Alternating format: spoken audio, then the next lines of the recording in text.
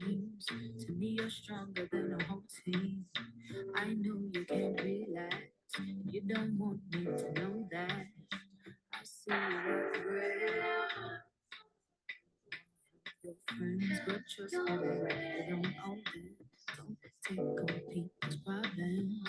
I wanna see you smile, even when you think I'm mad. Hello, everybody. Thank you so much for coming in. We're gonna get started in about 2 minutes. And so if you are wanting to grab some water, grab some tea, get a pen and paper if you want to take any notes, this is the time to do it. And yeah, we'll get started in a few minutes.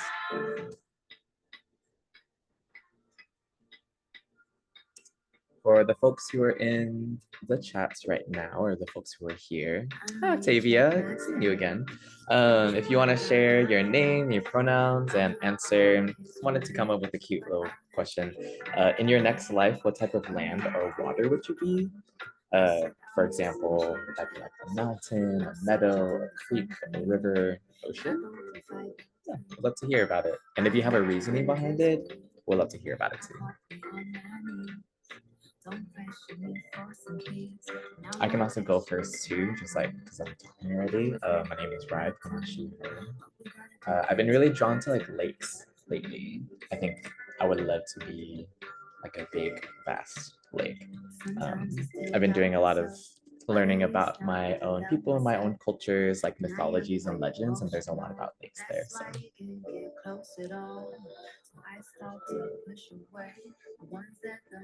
Hello, folks. Hey, Octavia. Octavia says, in my next life, I would like to be a tropical reef because they're warm and colorful and full of life. I love that. Hey, Matt. Matt says, probably a river. Kelly says, an ocean. Skylar says, I think I would be a river too.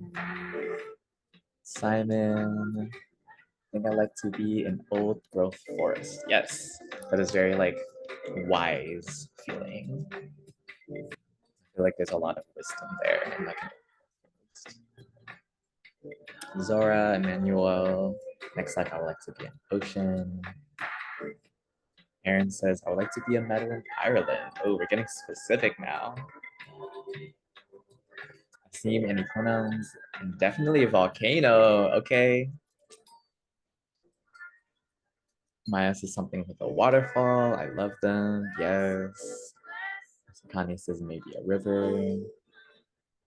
Gail, probably be a tree by a lake. I love that. A very specific tree by the lake. A mossy bog, the Scottish Highlands. I love all of these different options. Cool. Someone said a bird.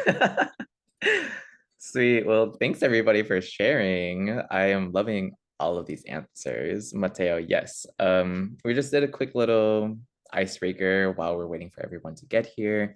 If you did want to share your name and pronouns, the question was, in your next life, what type of land or water would you like to be? I'm gonna go ahead and get us started with the presentation or with the housekeeping part of things. Again, my name is Rai, pronouns are she, her. Thank you so much, everybody, for being here. I'm a trans femme person based in Aloniland, Oakland, California, and I'm the Community Education Program Manager here at Plume. Super, super, super excited to be bringing on a very special guest. This is someone who I got to meet just a few months ago, and we talked a bit about creating a Know Your Rights workshop series. I will be bringing on Ming Wong, who is a lawyer and the Director of Community Justice and Access at the National Center for LGBTQ Rights for today's events. We'll be talking about everything you need to know about ID documents. We'll be talking briefly on things like passports, social security records, driver's licenses, school records, all the different things, as well as some recent, I believe we're gonna touch on some like recent court cases that you may have heard that happened in June as well. But yeah, really excited to be bringing on Min Wong. We're gonna be working on a 4-part Know Your Rights series, talking today on ID documents, August on travel guidance safety, September on healthcare access, and October on advanced planning documents. If you're wanting to learn more about NCL rights and the work that they do, you can visit their website here. But thank you so much, Ming, for being here. Yeah, thank you so much, Rai, for inviting us to partner with you all um, on this presentation.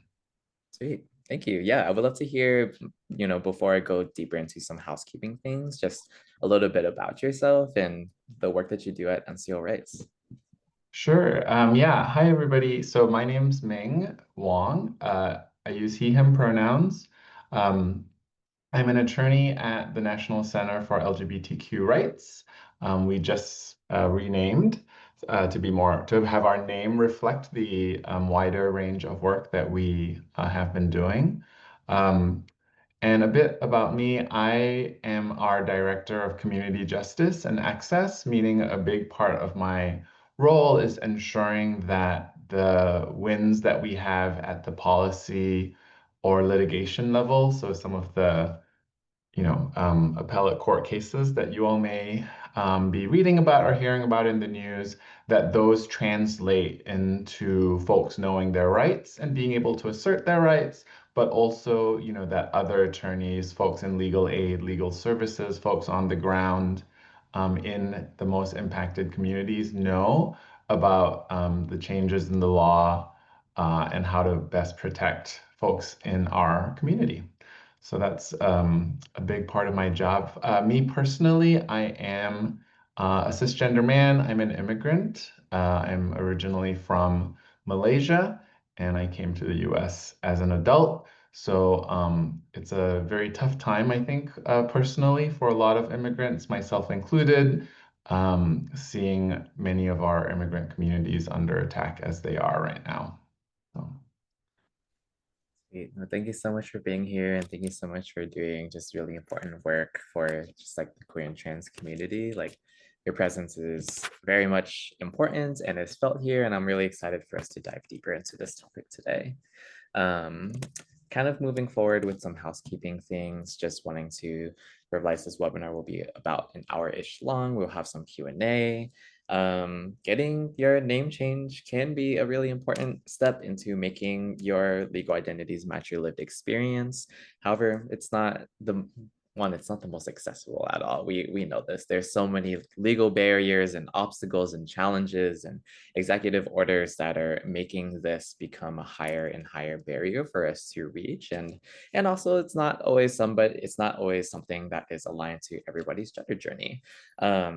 But we hope that by the end of this webinar, you will have some more clarity on how to navigate this legal system and just getting this process started if that's something that aligns to you and your journey. Just wanting to acknowledge that it's not an easy time to be doing something like this, and that is very much felt. And if you're experiencing any difficult thoughts or need of support, I always recommend Trans Lifeline. They have a hotline for trans folks, and yeah, are there to support for any other emotional distress type of feelings. Um, Moving forward for the Q&A, we have a Q&A box. Please put your questions in there. It's really, really helpful to keep things organized there. We have automated live captions. And when you're sending messages, make sure it says everyone instead of hosts and panelists. I also see somebody ask about the presentation being provided afterwards. And yes, that presentation and the recording will be provided in the next couple of days. After this event, I edit the video, upload it, and then we send it out within a week or so. So you'll be receiving that as well as a post-event survey. So with that, I'll go ahead and pass it over to Ming so that we can get our presentation started. Thank you so much. Thanks so much, Rai. Okay, I'm gonna try to share my slides. One second. Um, okay, did that work? Can everybody see? Can you see the slides, Rai? Yes, that's perfect. Okay, great. All right. Hi, everybody. As Rai said, my name is Ming Wong. He, him pronouns. I go by Ming. Um, And today I'm going to be talking about everything you need to know about identity documents with a little caveat that's like a little asterisk next to the everything. I am going to talk about state level documents, but of course, given time constraints and probably the practicalities of making everybody sit through the other 49 states that aren't necessarily relevant to you. I'm not going to go into every state's requirement. I'll sort of give a summary about the types of things to look out for.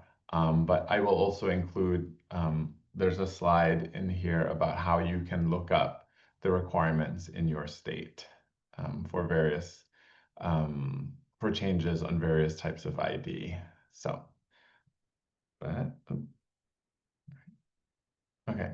But so here's what we're going to cover today. I'm going to do a quick introduction to this topic.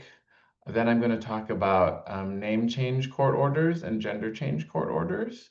And then I'll talk about the three big categories of federal ID or records on which a person might want to change their name and or gender marker.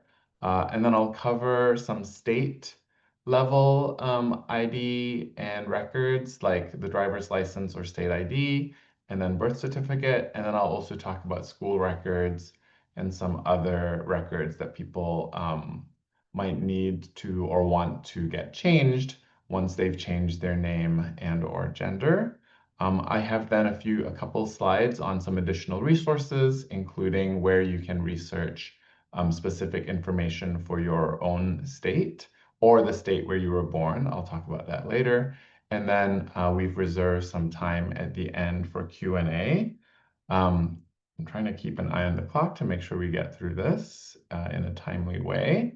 But please take a photo of this. You can contact me if you have any questions after this presentation. I did want to say as a caveat, so I believe the Q&A box is not public, so only Rai and I can see the questions. But that said, we're on Zoom. This is a public webinar.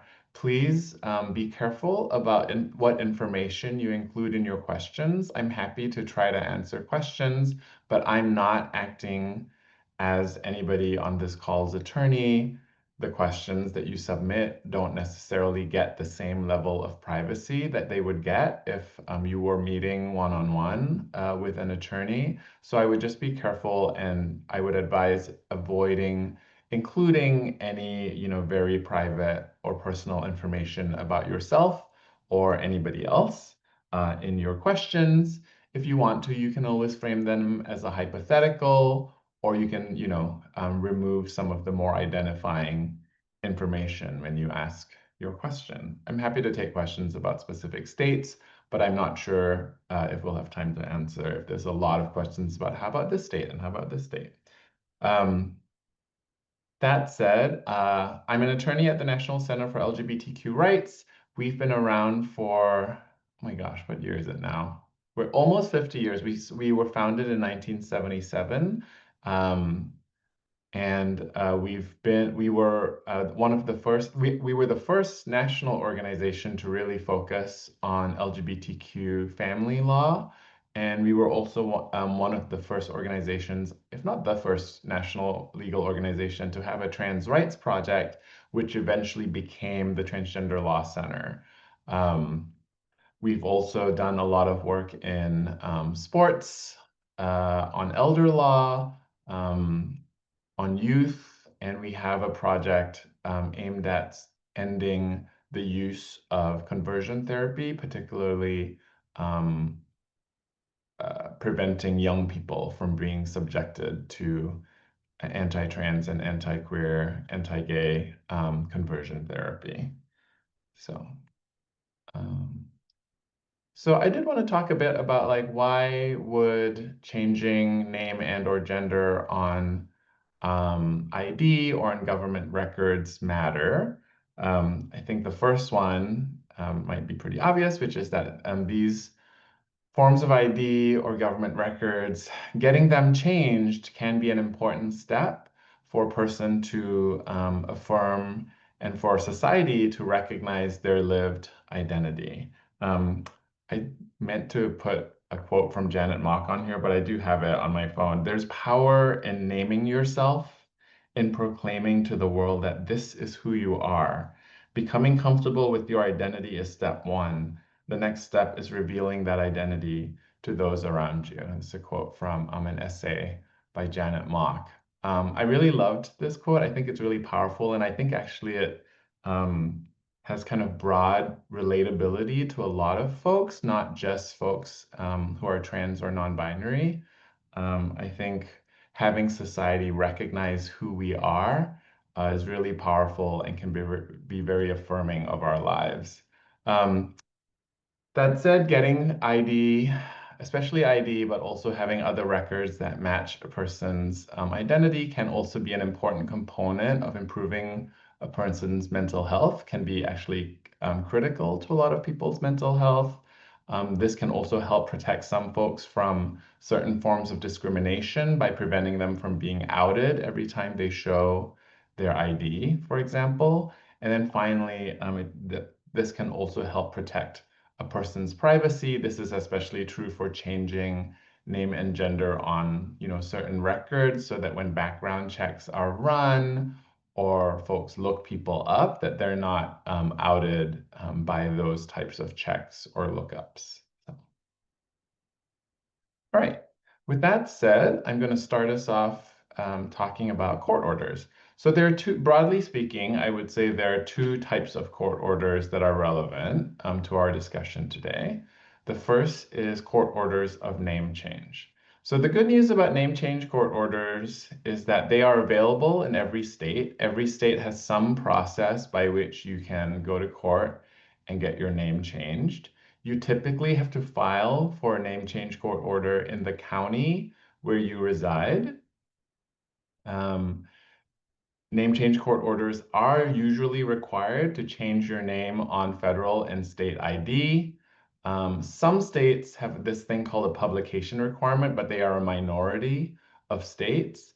And in the states that do require you to publish, so sorry, and what a publication requirement is in some states, in order to get your court order recognizing your change of name, you have to first publish either a certain number of times or over a certain period in some kind of paper of record. Sometimes you're allowed to publish it in like a publication that's paper only, which is what we sometimes recommend so that it's not being published online. Sometimes the state there's regulations about which papers are considered acceptable to publish your name change in. The idea behind it was to notify folks and allow people to potentially object to a name change. That said, in many of those states that have such a requirement, you may be able to ask the court to waive that requirement.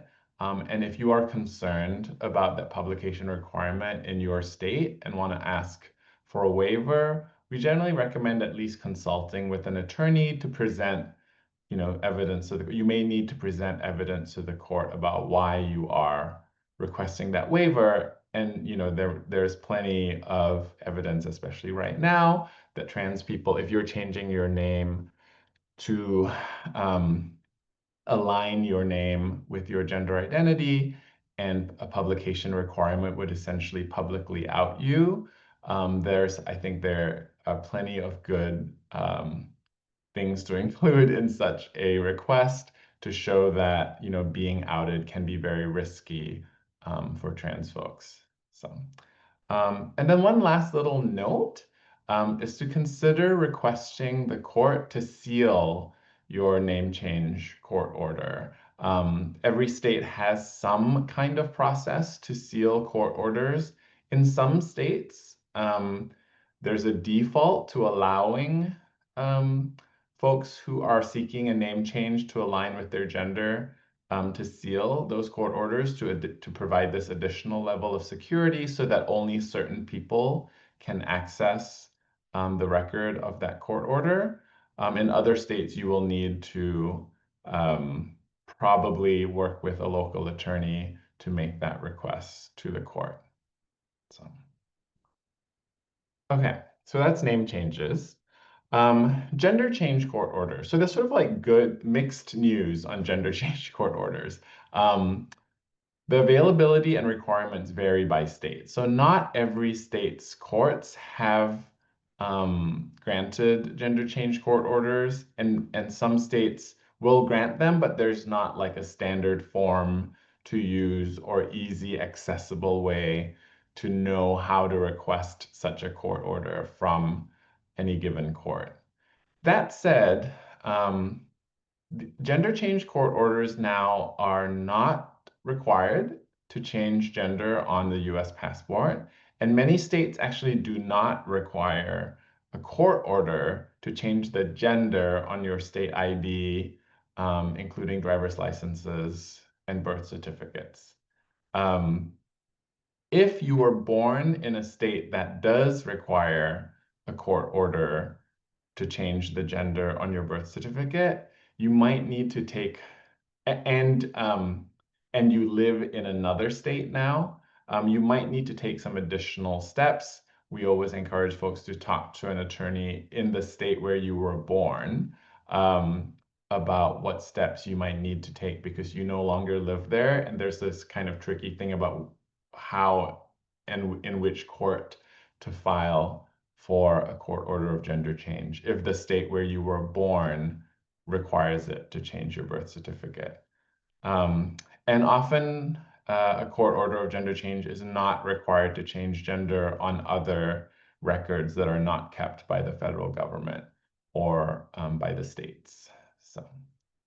So the bad news is they're not available in every state, and they're sometimes, and even in the states where they are available, sometimes there's not an obvious, easily accessible process to get them. But then on the flip side, many states and currently the US Passport Office don't even require them in order to change gender on those records or forms of ID. So, okay. Hopefully that wasn't too confusing a way of putting that, but I'm going to look at the Q&A later. Please do ask questions if you're like, I did not understand that. I will try to restate it later if necessary. But I'm going to move on now to a couple of forms of federal ID and records. And the first one is US passports. So as folks may have heard, and as Rai alluded to in the introduction, there has been a positive development in this case, Orr v. Trump, which is a case brought by a number of plaintiffs and has become a class action case on behalf of a broad class of applicants or those who may be eligible for a US passport. And the court has issued what's called an injunction stopping the Trump administration from enforcing their anti-trans policy. So before this administration came into power, the US Passport Office was allowing folks to change the gender on their US passports based on their gender identity and allowed for an M, F, or X gender marker to be placed on your passport, and you just had to request it through filling out a form explaining to the passport office which gender marker you wanted on your passport.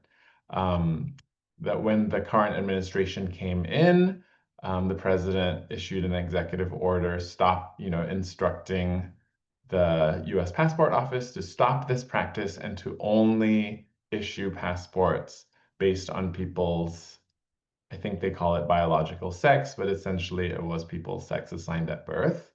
However, the ACLU represented a number of plaintiffs, sued the administration, and got that policy stopped. So now they have reverted to the previous policy, but plus one extra step, which I'll talk about. So like I said, the previous policy is that people can once again change their US passport or renew a passport if you've already changed the gender marker on your US passport and were unsure about whether you should renew because that terrible policy was in place briefly. You can now get a new or a renewed US passport with a sex marker that matches your gender identity. The X marker is once again available and can be requested on US passports. The one extra step is you must now submit an attestation. It's a form that the passport office has available on their website. You just fill it out saying, I'm a member of the class that this lawsuit, it's a class action lawsuit, But the class, like I said, the class is very broad. It doesn't require you to say why you fall into this class. It has a list of like, here are all the types of things that allow you to fall into this class. Are you one of them? And it's just a yes, no. Um, so it's a relatively simple form to find and fill out right now on the Passport Office website. You submit that with your application and mark on your application the sex marker that you want on your passport. Um, as before, this has not changed, including with the new administration. Name changes have always been and continue to be available for folks with US passports. You will need to submit evidence of a court order of name change to get that, but that's been the same since before the current administration. So, and I'm happy to take questions about this later as well. So Social Security, unfortunately, so along with the order to the passport office to stop issuing passports based on people's lived gender or gender identity, the president also ordered Social Security to stop allowing people to change the gender marker in their Social Security record, or the sex marker, sorry, is what it's called in Social Security. So that is still in place. So right now, people cannot change the sex on their Social Security record to a sex other than their sex assigned at birth. If somebody had already changed the gender marker or the sex marker with their Social Security record prior to this administration, we have not heard that they are, affirmatively going in and changing those back in any way. We haven't heard of that happening, but we're also not, we also have heard that they're not allowing any current or future changes to sex markers in Social Security records. But just so people know, I mean, if you have your card, you already know, but there's no gender marker on the card itself. It's just kept as part of your record on file at Social Security. And then as with the passports, name changes have always been and continue to be available. You do have to have a court order of name change to change your name at Social Security. Um, Immigration documents. In April, USCIS, which is the US immigration agency, the one that processes immigration benefit applications, which is not ICE, which is the enforcement arm. But USCIS announced changes to their policy about gender markers on immigration documents. They said they would not, pull back or render invalid any previously issued immigration documents with people's, lived gender on them, but that for all applications going forward, people would have to mark on those applications the sex that they were. Their long definition says, the sex as listed on the birth certificate issued closest in time to your birth. Not the most understandable phrase, but basically it means your sex assigned at birth, right? It's the one that was marked on, if you have a birth certificate, it was probably marked on there by the hospital or whoever created that birth certificate. Or the agency that recorded what the hospital told them.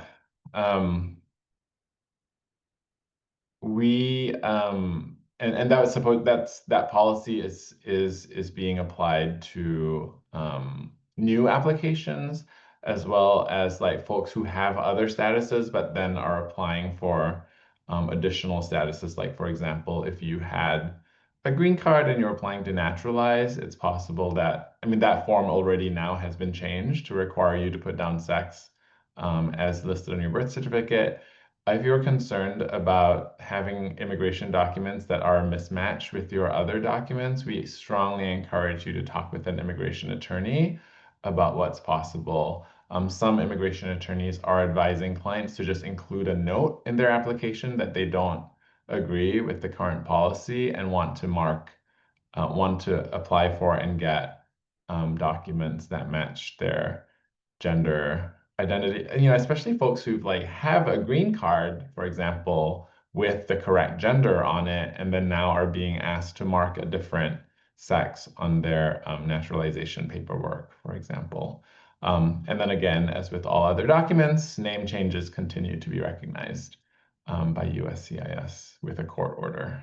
So um, the bottom line is it's confusing and chaotic and kind of scary, but you know, it may be possible to work with an attorney to see whether it may still be possible to get a document with the right gender on it, or at least be able to make an argument to USCIS about that. Okay. Sorry, usually I pause, but I know we're leaving Q&A to the end, so I will press on.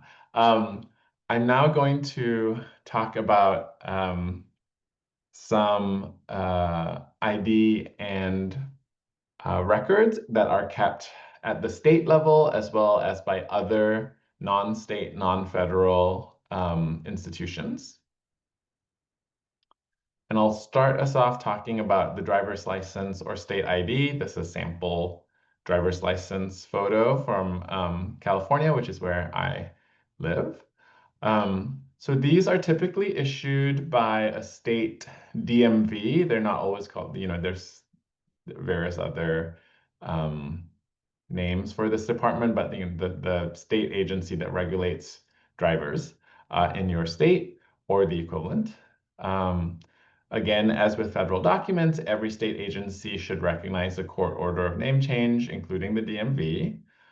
For gender, at least 34 states and Washington, D.C. have what's called an administrative process, meaning you just fill out a form and submit documentation directly to the agency to change your gender on your driver's license or state ID, meaning they don't require any court order to change the gender on your driver's license or state ID. Some of those states do require some kind of certification from a medical provider. The standard varies from state to state. Some states just require something called, you know, clinically appropriate treatment and don't specify what that treatment is, recognizing the importance of medical privacy and it being up to the individual and their doctor to decide what medical treatment is appropriate and sufficient for them to affirm their gender.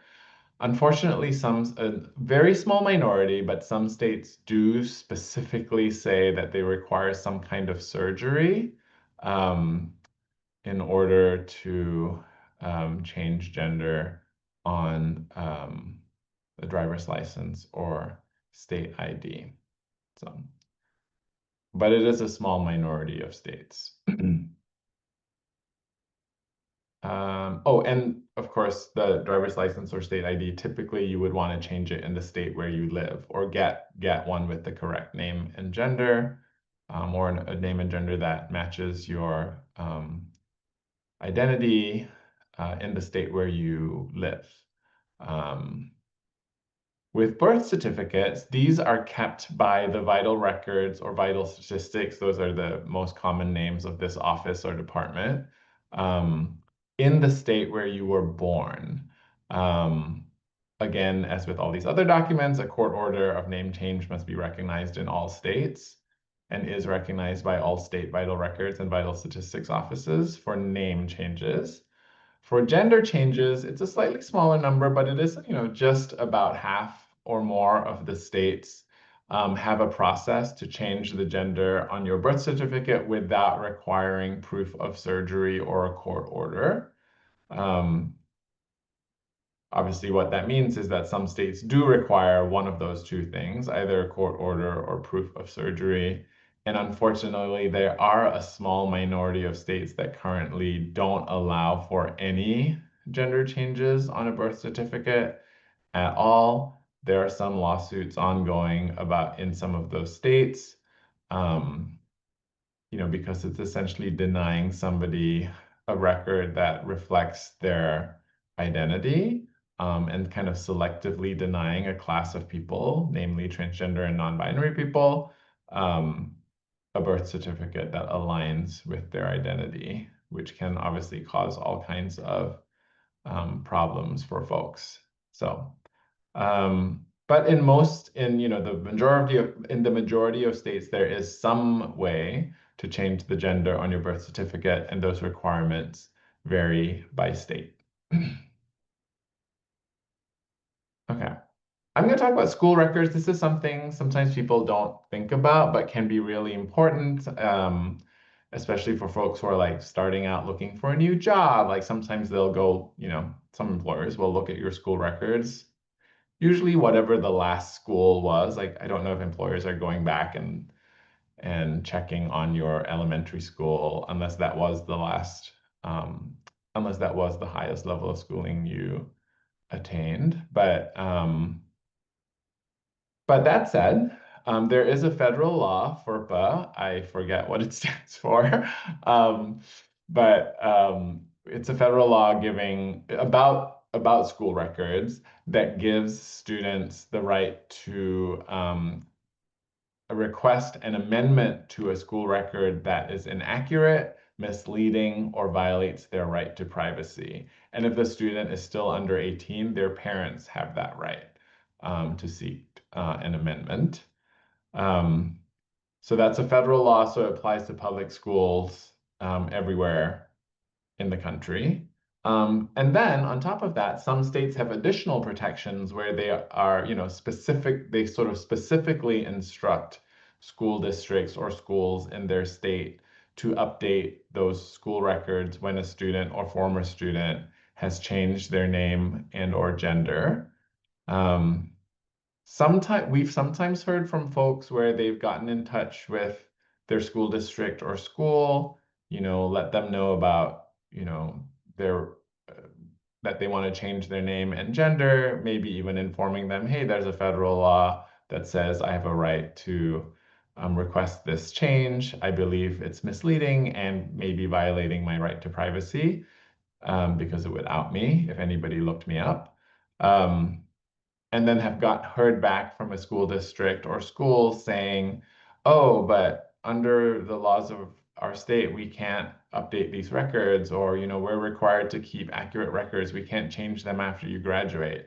This is generally untrue, and maybe a misunderstanding of law. As far as we know, generally speaking, there are no laws preventing a school district from updating their records in this way to accurately reflect a student or former student's lived name or gender.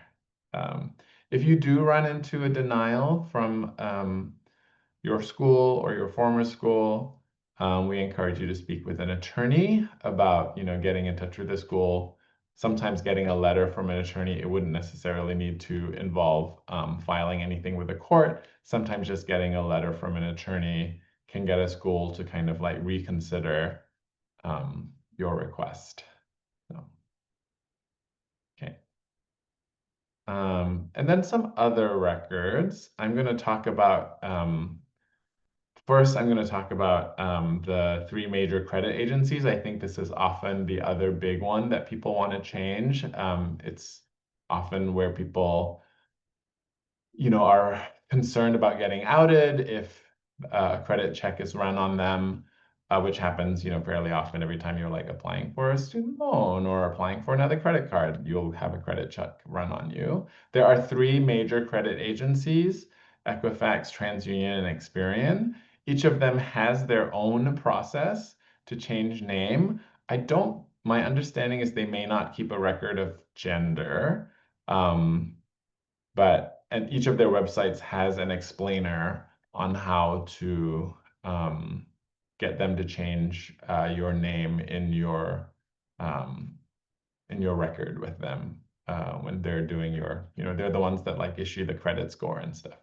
So I would say be prepared to send a copy of your name change court order as part of that process. And you may also want to have, if you've already changed your name on your driver's license or state ID, and if you've also changed your gender on those, for example, if you want to change gender on any institutional record, to also be prepared to send a copy of those over.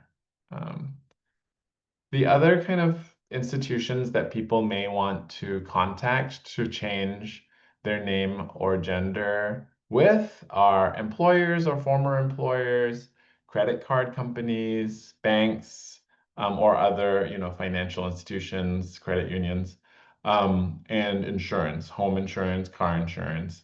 Unfortunately, there's no kind of like easy centralized way to do this. You have to contact those institutions individually, um, contact former employers or employers, insurance companies, and so on, and request that they change your name and gender if they keep a record of that. Some of these institutions may have information on their websites on how to do that. Name changes, particularly, are fairly common.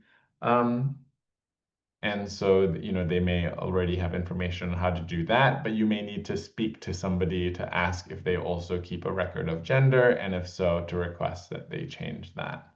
Um, if you are, particularly if you're denied a name change request, and your sense is that the reason, either the only reason or the main reason for that denial is because you've changed your name to align with your gender or gender identity, that might be a violation of state or federal anti-discrimination law if you're being, if an institution is essentially denying name changes to trans folks while allowing them to cisgender people who change our names for all kinds of reasons.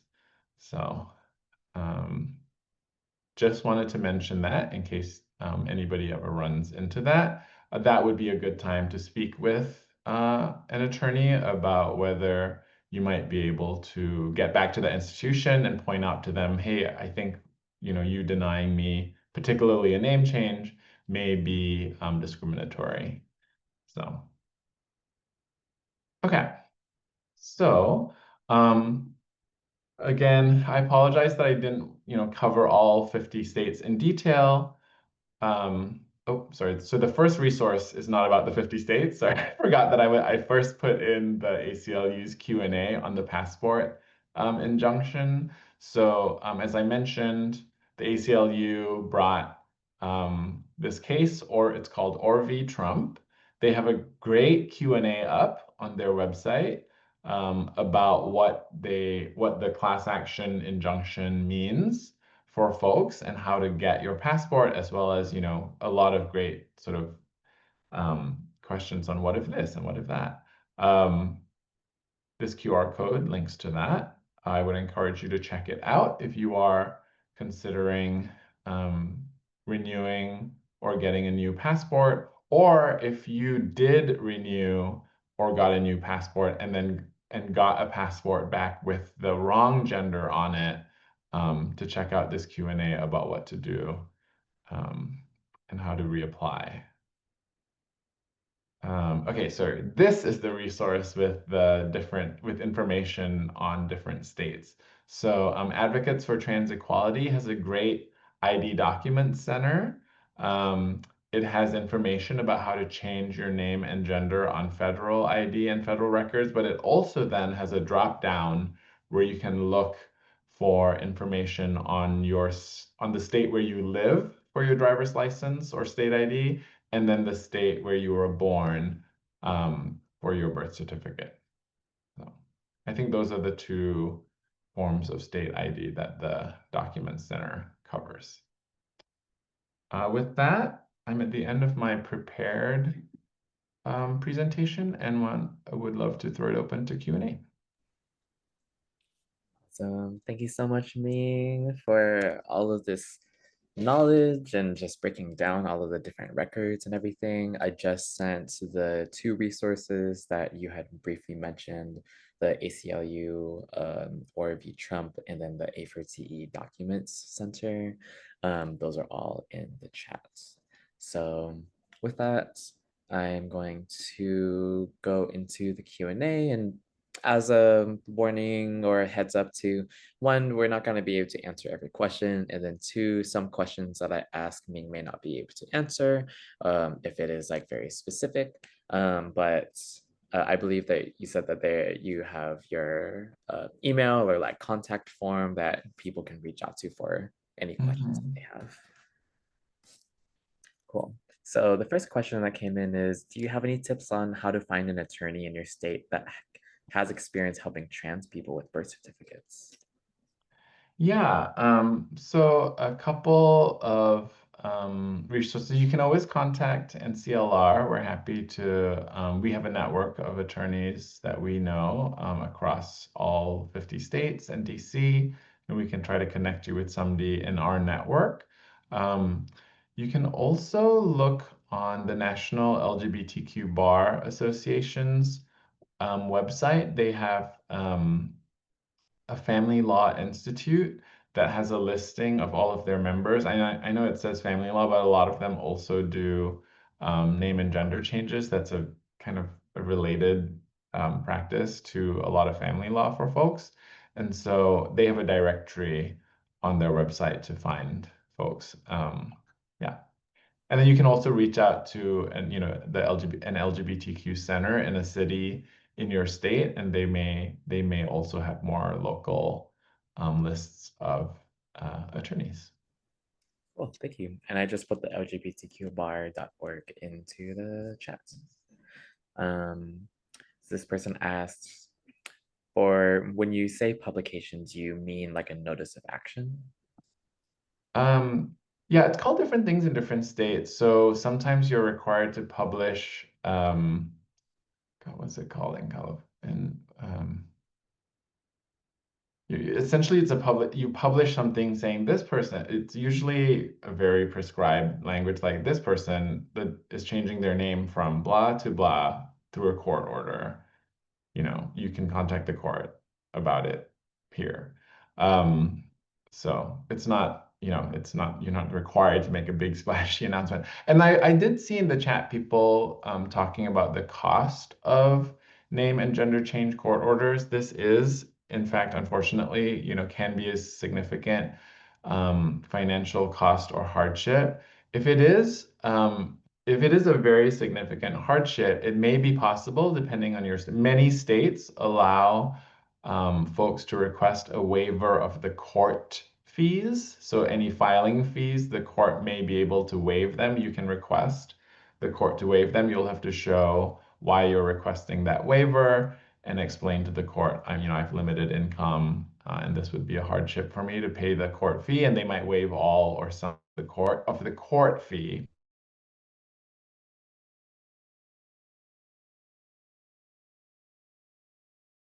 And that publication requirement comes with a cost, right? Like whatever publication is charges a fee to publish. It may not be possible to waive that because that's usually some kind of private newspaper or whatever that outlet is. Um, I would, that said, I would maybe reach out to, if that is a financial barrier for you, reach out to legal aid or legal services in your state to see if they do name or gender changes, and they may have some thoughts. I know, for example, some colleagues in legal aid have like worked out deals with newspapers to, waive the fee for their clients because they're all low-income clients and essentially do, I don't know, newspapers call it pro bono, but as a public service to allow folks to publish these required name change announcements. So. Thank you for that. This person asked the question on how would you go about finding your requirements for gender change in your specific state? Yeah, I would look on the Advocates for Trans Equality website for that. They're really great and they keep it pretty updated. Cool. If you were born out of the country and you want to change your gender marker, can you do that at least on your passport? So if you're born outside the US but have a US passport, so if you're a US citizen, yes, you can change your gender on your US passport. Currently, you would likely be included in that class of people. Like I said, it's a very broad class. It's people who either have or qualify for a US passport who want to change the or who want to get a passport with the correct sex matching their gender identity. Got it. When submitting a form requiring a court order to update birth certificate in a state you no longer live in, will most states accept out-of-state court orders, or does the court order have to be from a court in the same state as the birth certificate was issued? Yeah, that is a great question. And unfortunately, the answer is it really varies based on state. I would say that's the kind of question to talk with an attorney in the state where you were born, about what their vital records office requires, if they require a court order. So Let's see here. Does the court need the actual or the copy of the birth certificate, driver's license, etc., for the name or gender marker change? does the court require it, or does something else? Wait, let me. Does the court need? No, so for the court order, they wouldn't necessarily need proof that you've already changed your name, because that the court order is usually the first thing for name change. That court order then becomes the proof of name change for all these other ID issuing agencies. I mean, they'll usually require some proof of who you are in order for you to file the name change, but you can bring any existing ID.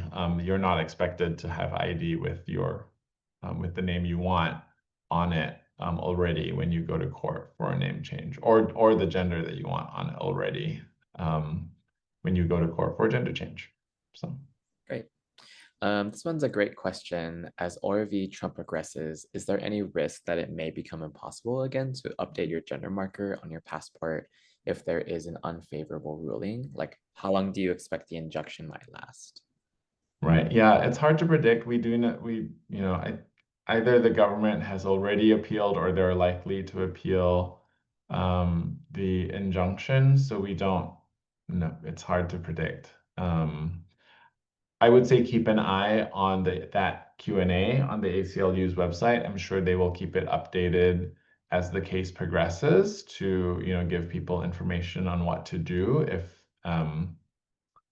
the court issues new orders, or if an appeals court overturns or modifies the injunction in some way, or orders the lower court to modify the injunction in some way, I'm sure they'll update the Q&A. Got it. This person says, I've never had a passport. Would they be obligated to use their old name when it asks, have you ever gone by any other name? And same for gender marker as well. Yeah, I would generally say you should fill out government forms truthfully. So yeah, I know on the passport application they ask about previous names, and I would encourage people to follow the law and not deliberately omit information on a passport application. Cool. Some of the questions got answered through your previous answers. So let me sort through some of this. Let's see.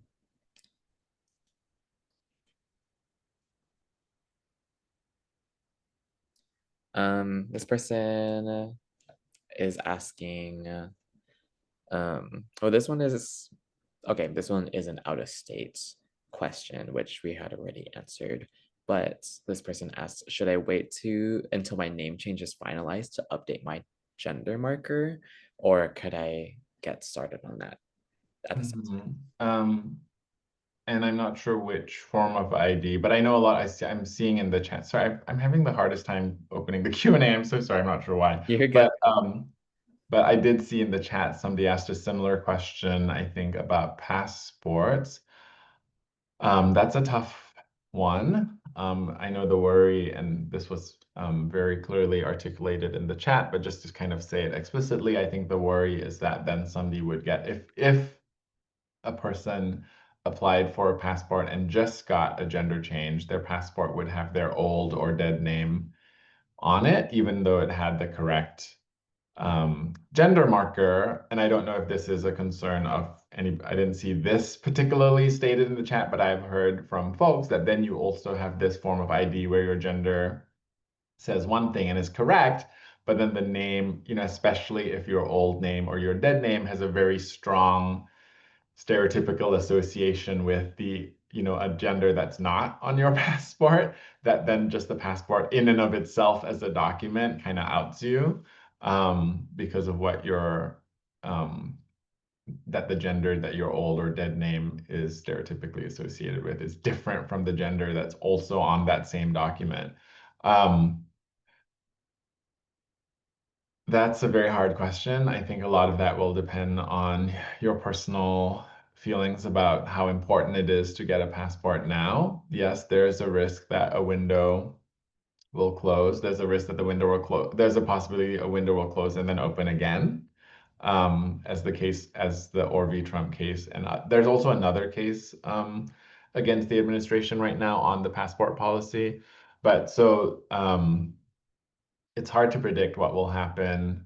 And I think some of that just turns on, is it, for you, do you want a passport with the right gender on it so that you have that, even if it has your dead name, and there's a possibility that you might get stuck with a passport with your dead name or old name in it.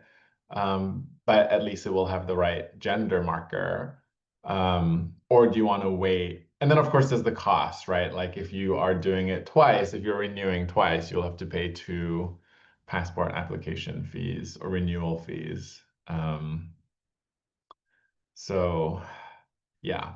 I mean, my assumption is, though, that right now the person has a passport with their old or dead name and the wrong, or maybe wrong is too strong of a word, but like, and a gender marker that doesn't match their gender identity. So, would having a passport with the old name, but with at least a gender marker that matches your gender identity be at least an improvement, even if then there's a risk that you'll have to pay again, once you do change your name, or that the window to apply would have closed by then. And then if you do change your name, then you'll sort of have the reverse passport where it'll have your current name, but then the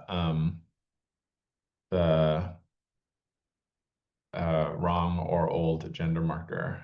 So yeah, unfortunately, it's a very personal decision. And just think through the cost benefit for yourself is what I would say. So Mm, cool. Thank you for that. Um, this person, this is kind of like a two-ish part.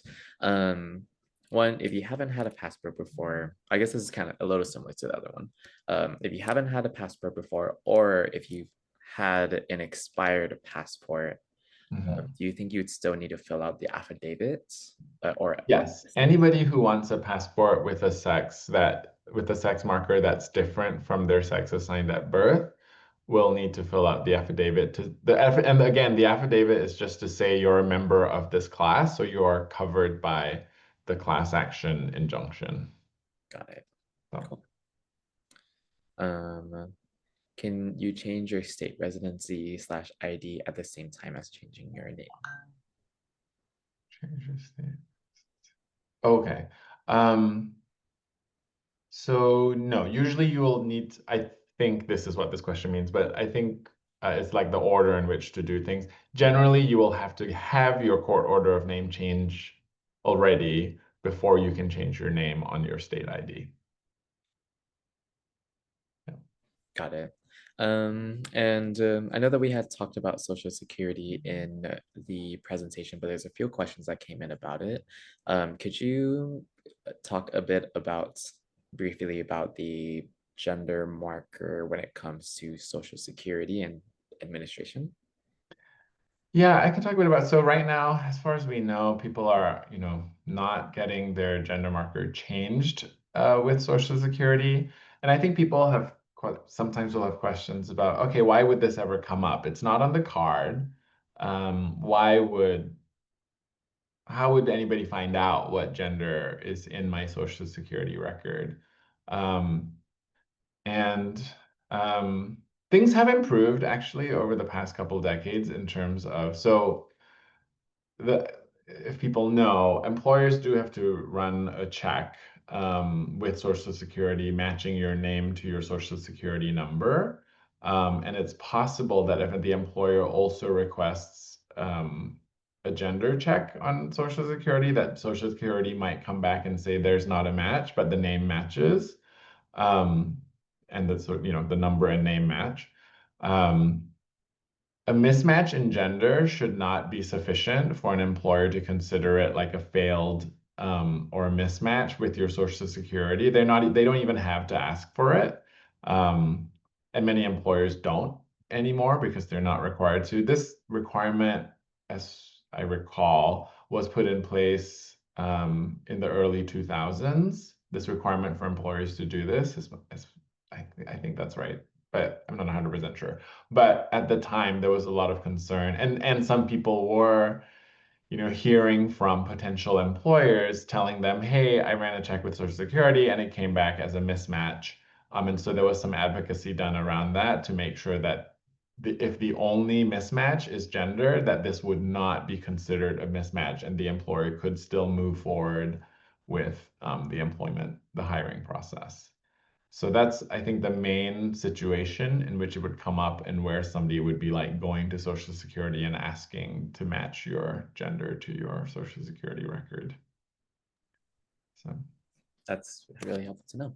mhm. Um, you kind of touched on specifically the social security with the mismatch, but what other complications could arise if not all of your documents have the same gender marker on them?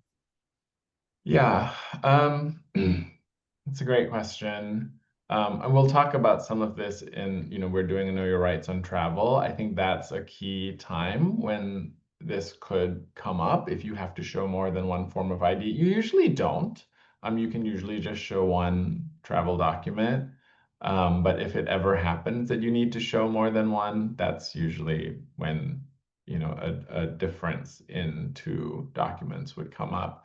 Sometimes to apply for certain benefits, either with state agencies or federal agencies, or when you're applying for another ID, you will sometimes be required to show more than one form of ID. But I would check and read those applications very carefully because sometimes you are only required to show two forms of ID if you lack one of a certain sort of like gold star level IDs. Usually a US passport alone is enough for many things, um, because it is a proof of like most of the things you need to prove: US citizenship, identity, it has a photo in it.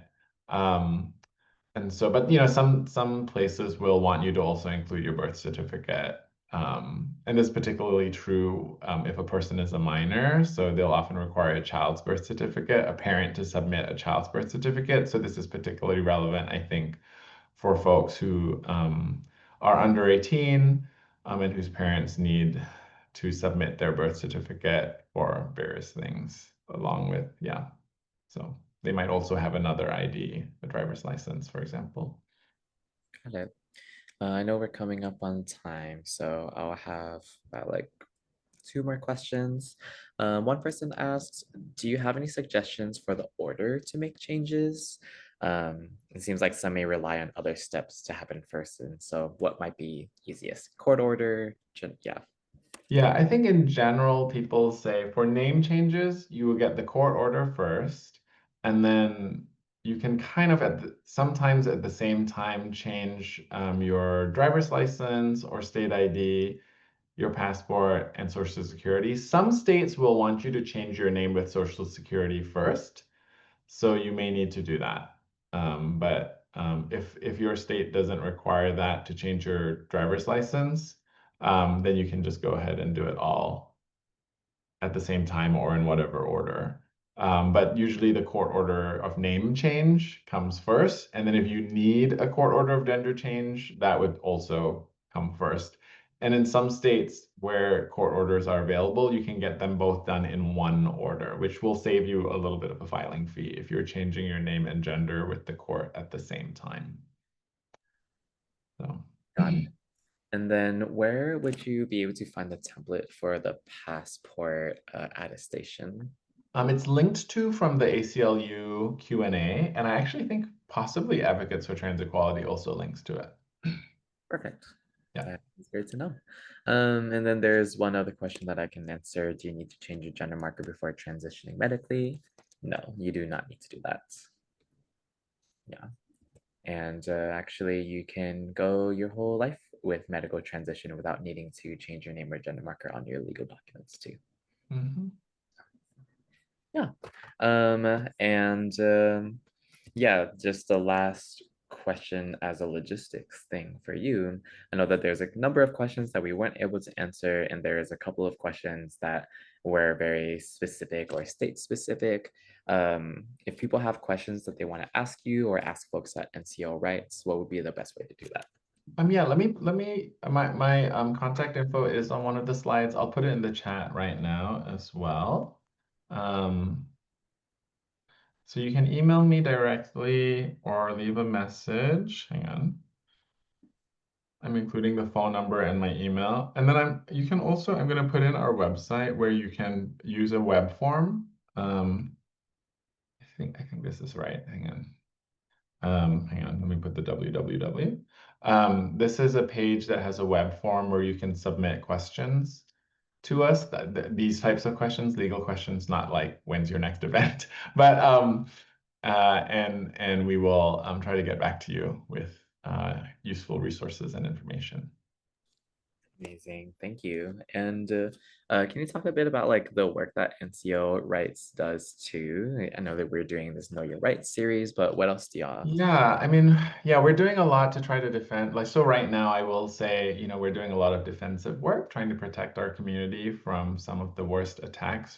We have probably one of our higher profile cases right now is representing trans folks in prison, in the federal prison system, to ensure that, well, so it's like a triple negative. Like we're trying to stop the administration from denying them the medication and healthcare that they need.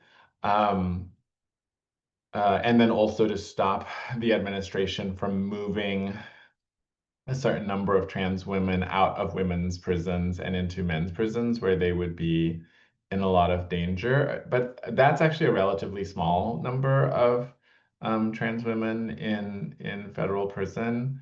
A lot of trans women are housed in quote unquote men's prisons in the federal system. And for them, we are still fighting to make sure that they continue to have access to healthcare. This was required by a prior lawsuit. And so it's shocking and awful that the administration is trying to kind of go back on that. So. Totally. So that's one of our cases, but we also do a lot of we continue to do a lot of family law work. If you are a parent or considering becoming a parent, we, can help talk to you about how to legally protect your parental rights or your kids' ability to have you recognized as a legal parent.